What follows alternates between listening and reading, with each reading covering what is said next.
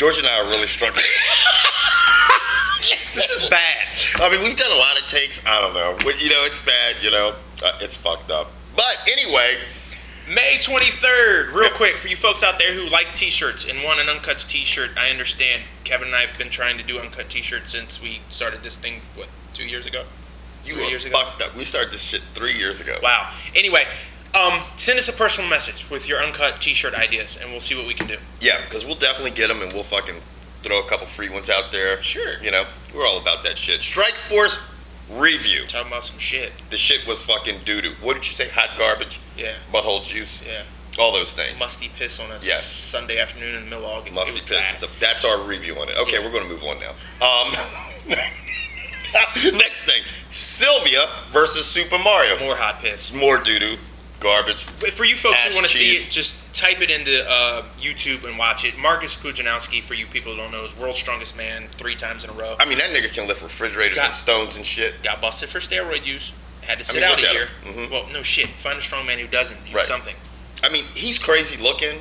You know what I mean? Even with those eyes, dude. His eyes are wicked as shit, man. They're like he should be in the next vampire movie. Yeah, he's got some wicked looking eyes. And anyway, one thing he does not have is any type of skill set because he's not a good boxer. He's not a good wrestler. So basically, Tim Sylvia had just his way with him. Exactly. Now, moving on to the biggest assholes in the United States of America, or possibly this planet Earth, that would be Floyd Landis because he is a cock-sucking snitch. If there's anything worse than a snitch, that guy is it. They had a fucking thing, and I'm really coffeeed out right now, but this guy irritates the shit out of me, about is Floyd Landis a whistleblower or is he a snitch? What the fuck is that? A fucking whistleblower is Aaron Brockovich, motherfucker.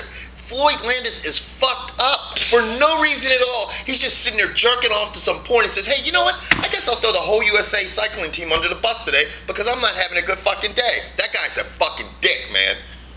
All right, I'm cool. I got it out. Blood pressure's not high anymore. Cool. Let's talk some more about drugs. Yeah. Santana Moss fucked it up. He's a smurf, huh? He's a smurf? I mean, he is. He's 5'9". He can catch the football. He's not blue, but he's a smurf on growth hormone, obviously. Fuck! What are the Redskins doing? Making it easy for the Eagles to win. I know, it's fucked up. But now they're saying, and by the time you guys see this, they're saying that there's another Redskin who's obviously been implicated in this. A big name Redskin. Now, I thought Santana Moss was a big name. Okay, what Kevin's talking about is there's a doctor in Canada. Dr. Galea. That guy, who the athletes have been going to see. And by athletes, I mean across sports. You're talking about A-Rod. I'm sure there's a basketball player in there, too. Maybe even a golf star. Who, when he's not hitting balls, he's hitting women. Tiger Woods? Is he a porn star? Probably. Okay. And they're all going to this doctor in Canada and getting help, athletic PEDs, if you will. So, and what Kevin's saying is there's some other big name Redskin besides Santana Moss who might have been getting help. I thought it was John Riggins. Maybe not. Maybe Joe Theismann. Joe Theismann. I mean, those are big name Redskins. People, his name was originally Joe Theismann, and when he was up for the Heisman, he changed it to Theismann. Anyway, so in the next couple of days, we'll find out who the other Redskin is. Yeah, because this doctor's assistant got busted coming over. Yeah, it could be Donovan McNabb. We don't know. I mean, this is a Canadian doctor. His assistant was coming over the border with this shit, so that's smuggling his GH, and she was on her way to see Santana Moss. Now, there's a lot of other big name NFL players in this shit. And LeVar Arrington on his show flat out said, hey, man, when I was playing, everybody's like, yeah, man, I got to go to Canada to get treated. Now, the problem is, and I'm gonna touch on this real quick and make it fast. These guys they're looked at by team physicians. And team physicians basically work for the team. And they're like this. Let me give you a couple shots to get back out on the field. They're not looking. Otis McDuffie for the Dolphins just won a big lawsuit, $11 million lawsuit against the Dolphins because the team doctor, physician, misdiagnosed his toe, and he was fucked up. So these doctors that work for the team basically are saying, you know what, we just want you to get out there because you are a commodity and you have to play, And so these other athletes are going other places to get treated. That's where you run into the problem. Yeah, in other words, if I played in Texas or California, I'd probably just mosey across that Mexican line, take whatever I needed, and mosey on back. So if you're in Buffalo, New York, which ain't but a stone's throw from Canada... Yeah, you go right over into Toronto like that. What about the Patriots? Yeah, they could do it too. The whole damn team could just fall over the line, beep, beep, beep, beep, beep, beep, beep, and come back. Yeah. What's that noise? Throw me the ball, motherfucker. Yeah. Anyway, moving on to hoops. Celtics look nasty. What happened to your Cavaliers, man? They got wrecked. They did. What do you want me to say? They got wrecked. Now the big news is, before we get into the playoffs, LeBron's a free agent. Nowitzki just opted out of, or talking about opting out of his contract. Wade's a free agent. Bosch is a free agent. And Bosch just broke it down to basically five locations. And in five, I tell you, I like the way Chris Bosch is like, I want to be in a big market area, because New York City, big market. Chicago. Los Angeles, big market. Chicago, big market. Miami, big market. And of course, where he's at now, Toronto, it's not a big market, but that's where he's been. And he said, he's flat out said he will.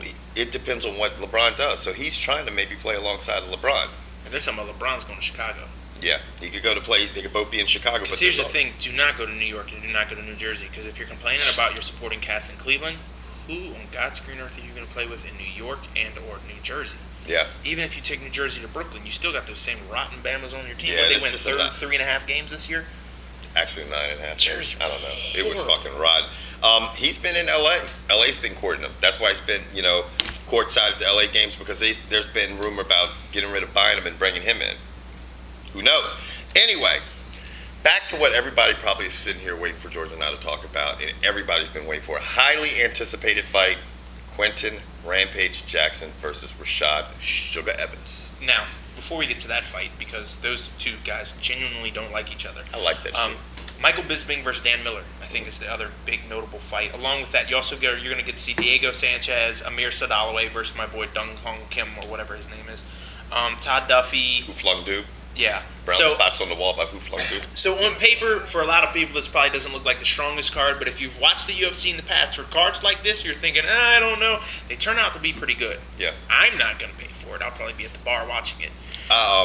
In Jersey. I mean, we'll focus on two fights. I mean, Bisping versus Miller. What's your take on that, dude? Bisping has to win. I mean, for me, this fight is a must-win for both of them. Bisping's lost 2 out of 3. Dan Miller's dropped 2 in a row. Now, Dan Miller has fought Damian Maia and Chael Sonnen in his last 2 fights. Yeah, both real formidable opponents. Yeah. Bisping lost to Vanderlei, beat Dennis King, and lost to Dan Henderson with a vicious knockout. So now, in saying that, and this is not taking anything away from Henderson or Vanderlei Silva, because they're both fucking champions. But Henderson obviously has been looking a little over the hill as of late. Vanderlei actually has struggled as of late, and both of those guys beat Bisping. Yeah, they're not the guys at the top of that class anymore. So I don't know, man. I think it's a must-win for both these guys. Yeah, I think Bisping's got to win. I mean, you could potentially see one of these guys maybe getting cut if they lose this fight. I know that sounds strange, but Dana White doesn't mess around. You lose a couple fights in a row and you look like you've lost something, Dana White's like, kick the bricks. Yeah. Now, main event. I mean, dude, I can't. I love MMA, but I tell you what, this is like. That's like behind the fucking Waffle House shit. These motherfuckers hate each other. Yeah, man. and it stems from a long way back. It does. Rampage was training one of his fighters who went up against Rashad in like a Bellator or something, Bella 8 or whatever it is that they have. And Rashad was even cocky back then. He ends up beating Rampage's guy because it's one of these tournaments where you fought multiple fights in a night. Right. Rampage's guy tore all the ligaments in his ankle. Right. Basically couldn't do anything, stood in one spot, and Rashad just pounded on him. And after the fight, Rashad showing off this, that, and the other thing, dancing, doing this thing. Right. And the next thing you know is after the fight, he's like, hey, Rampage, you're my idol. I want to fight with you. Rampage is like, Shorty, did you not notice I was in that dude's corner as you just showed him up? He's like, are you out of your fucking mind? So Rampage has held a grudge for probably, I would say, maybe 10 years. I didn't catch the date, but it's been a while. It's been a while, man. And it's, I got worried. I won't hesitate to tell you that I'd like to see Rampage Jackson win this fight. I would too. I'd like to see Rampage Jackson win this fight because I don't think Rampage Jackson has ever worked to his full potential. And he was doing this A-Team movie, and obviously you saw what happened with who's the guy who got in the movies, Kung Lee. That fucked him up. That pulled him away from his gig. But Rampage Jackson said, "I'm going overseas. I'm fighting in the Wolf's Lair," and he's been like at it. Yeah. I mean, they both have been at it because there's a lot of fucking. Dude, and Rampage has had the line of the year. He's like, "What happened when that dude kicked you in the head? You was in the thing doing the stanky leg." Dude, that shit. You gotta like Rampage Jackson, man, because he's got a lot of air to him. He's got a lot of personality. But there was one thing during the course of that fucking tough shit that Rashad Evans said, and I couldn't help but to say he's got a good point. Was when he says, "You're too slow and your head's too big." Yeah. Because Rampage will come straight forward, and he doesn't have a lot of. He doesn't move and bounce on his feet. So and that's what Rashad Evans does. Rashad Evans is constantly doing this and the shit with his hands and moving his head. Like this. Yeah.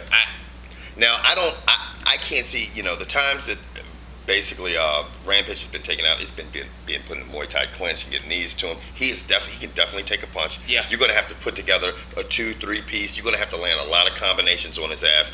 And the bottom line is can fucking Evans take one of Rampage's shots? Now, I know, who do you think has more heart?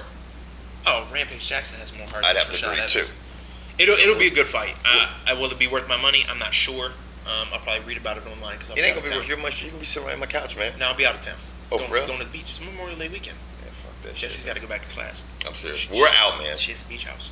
Oh, for real? What do you do? Damn, sure. Beach Bye bye. Peace.